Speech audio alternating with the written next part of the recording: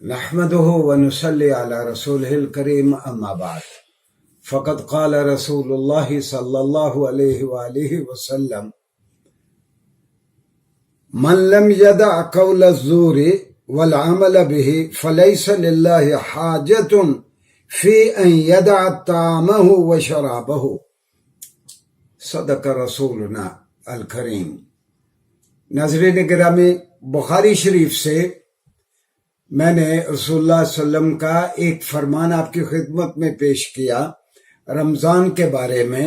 رسول اللہ صلی اللہ علیہ وسلم فرماتے ہیں کہ روزے رکھ کے کوئی آدمی جھوٹ بھی بولتا رہے اور برے کام بھی کرتا رہے تو یاد رکھو اللہ کو اس کی چندہ ضرورت نہیں ہے، مطلقاً اللہ کو ضرورت نہیں ہے کہ تم بھوکے اور پیاسے رہو۔ گویا اگر یہی سارے کام کرنے ہیں روزہ رکھ کے تو پھر روزے کا کوئی فائدہ نہیں ہے۔ ناظرین گرامی، ابھی چند دنوں میں رمضان شروع ہونے والا ہے۔ رمضان کے آداب کیا ہیں؟ روزے میں ہمیں کس قسم کا طرز عمل اختیار کرنا چاہیے؟ میں آپ کو یاد دلا دوں کہ ہم ہمیشہ کہتے ہیں کہ روزہ دراصل مسلمانوں کے لیے ایک مہینے کا ریفریشر کورس ہے۔ گویا روزے میں ہماری آنکھوں کا بھی روزہ ہے، ہم نے کوشش نہیں کرنی کو برے مناظر دیکھنے کی۔ ہمارے کانوں کا بھی روزہ ہے، ہم نے کوئی ایسی بد اخلاقیت پر مبنی چیزیں سننے کی یا غیبت سننے کی کوشش نہیں کرنی۔ یہ زبان کا بھی روزہ ہے، ہم نے کوئی ایسی بات نہیں کرنی جس سے کسی کی دل آزاری ہو یا ہم کوئی بات جھوٹ کہیں بغیر تصدیق کے۔ تو گویا ایک پورا تربیت کا مہینہ ہے، اور اگر یہ پورا مہینہ ہم پوری شعوری آگہی کے ساتھ اور ذہنی بیداری کے ساتھ اگر ہم روزے کے آداب کو ملحوظ رکھتے ہوئے ہم یہ پورا مہینہ بتائیں گے تو انشاءاللہ العزیز اس کا ایک اثر ہماری شخصیت پہ آئندہ مہینوں میں بھی رہے گا، تبھی روزے کا فائدہ ہے۔ اور رسول اللہ صلی اللہ علیہ وسلم فرماتے تھے کہ اگر روزے میں کوئی آدمی آپ سے جھگڑا کرے، آپ سے بری بات کہے، تو اس کو اسی انداز میں آپ جواب نہ دے اور اینٹ کا جواب پتھر سے دینے کی کوشش نہ کریں۔ آپ بس اسے اتنا کہہ دیں، انی صائمن، بھئی دیکھو میں روزے سے ہوں، میں تیری طرح کی گفتگو نہیں کر سکتا۔ اس سے مراد یہی ہوگا جب آپ کہہ دیں گے کہ انی صائمن، میں روزے سے ہوں، اگر وہ پھر بھی باز نہ آئے تو رسول اللہ صلی اللہ علیہ وسلم کا فرمان یہ ہے کہ پھر ایک مسلمان کو کیا کرنا چاہیے کہ فَلْيَصْمُتْ، اگر پھر بھی کوئی شرانگیزی کر رہا ہے اور آپ کو اکسا رہا ہے کہ آپ بھی لڑائی کریں، اور رسول اللہ صلی اللہ علیہ وسلم نے فرمایا فَلْيَصْمُتْ، پھر روزے دار کو چاہیے کہ وہ خاموشی اختیار کرے۔ اور اگر لازمی طور پر اس کو بولنا ہی ہو تو رسول اللہ صلی اللہ علیہ وسلم فرماتے ہیں اَوْ لِيَقُولَ خَيْرًا، اور اس کو لازمی طور پر کوئی جواب دینا ہی ہو تو وہ بھلے انداز میں اچھے لفظوں میں جواب دے۔ گویا یہ آداب ہیں روزہ رکھنے کے۔ روزہ دراصل بھوکے اور پیاسے رہنے کا نام نہیں ہے، نہ ہی روزہ اس بات کا نام ہے کہ ہم اپنے روزمرہ کے کام چھوڑ دیں کہ میں نے تو روزہ رکھا ہوا ہے۔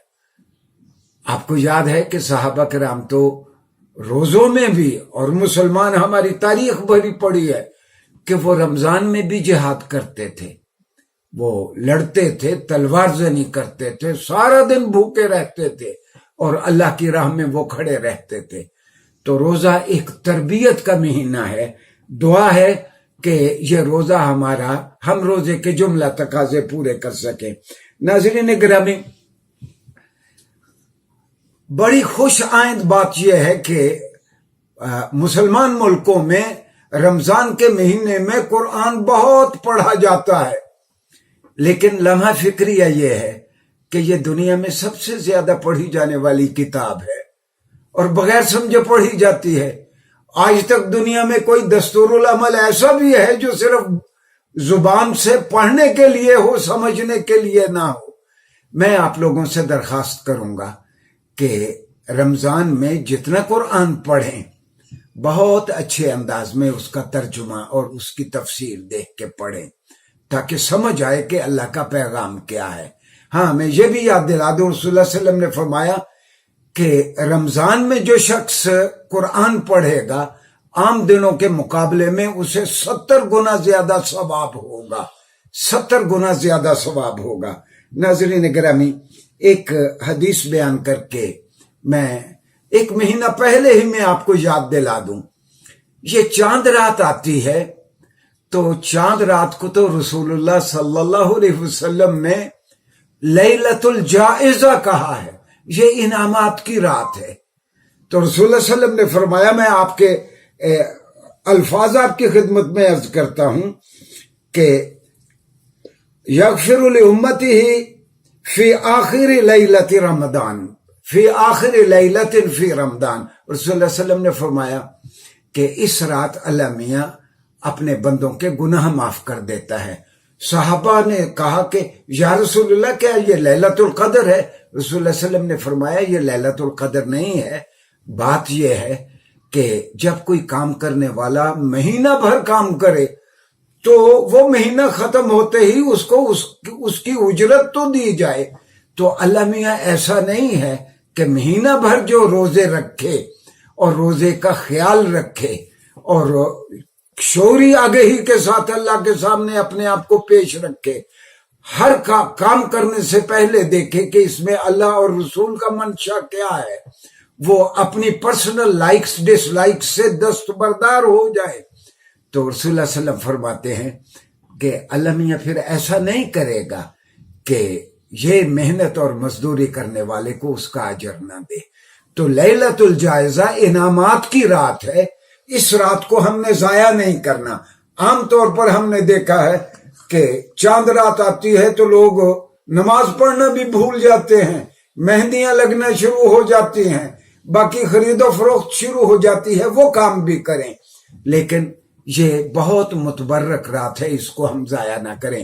یہ میں 1 مہینہ پہلے اپنے سارے ناظرین کو عرض کر رہا ہوں، اور رمضان کے اخیر میں ایک مرتبہ پھر بھی آپ کو یاد دلائیں گے کہ لیلۃ الجائزہ کو چاند رات کو ضائع نہ کیا جائے۔ شکریہ جی۔